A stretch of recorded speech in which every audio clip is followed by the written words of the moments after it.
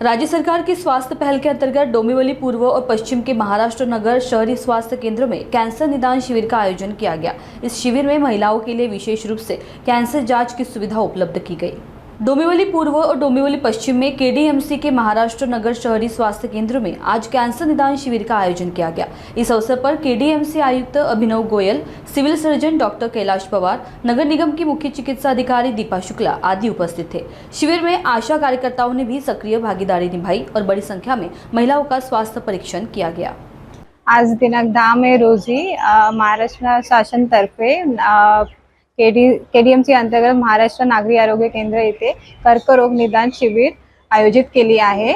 या शिबिरासाठी माननीय आयुक्त अभिनव गोयल सर, आमचे MOH madam doctor Deepa Shukla ma'am आणि सात रोग आणि एनसीडी अधिकारी डॉक्टर प्रतिभा पान पाटील आणि इकडे कॅन्सर मोबाईल व्हॅन इकडे उपलब्ध करण्याकरता सिव्हिल हॉस्पिटलचे ठाणे सिव्हिल हॉस्पिटलचे doctor surgeon doctor Kailash Pawar sir यांच्या सहवासाने इथे आयोजित केली आहे।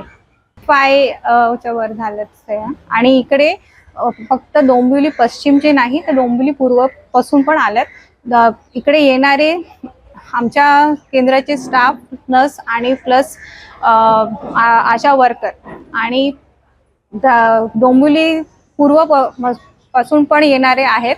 त्यांच्याही त्या तिकडच्या आपण नागरी आरोग्य केंद्राचे स्टाफ, नर्स आणि आशा वर्करनी त्यांच्या एरियातले सस्पेक्टेड कर्करोग पेशंट इकडे घेऊन आले आहेत आणि ते तपासणी करत आहेत। ह्या तपासणीसाठी सिव्हिल सर्जन्स ठाण्यावरून आले आहेत। एक डॉक्टर गायनेकोलॉजिस्ट आलेले आहेत, doctor Shriram Jadhav sir dental surgeon आहेत इथे उपलब्ध आहेत। आतापर्यंत एकच सस्पेक्टेड आहे, त्यांना आम्ही पुढे रेफर केलेलं आहे।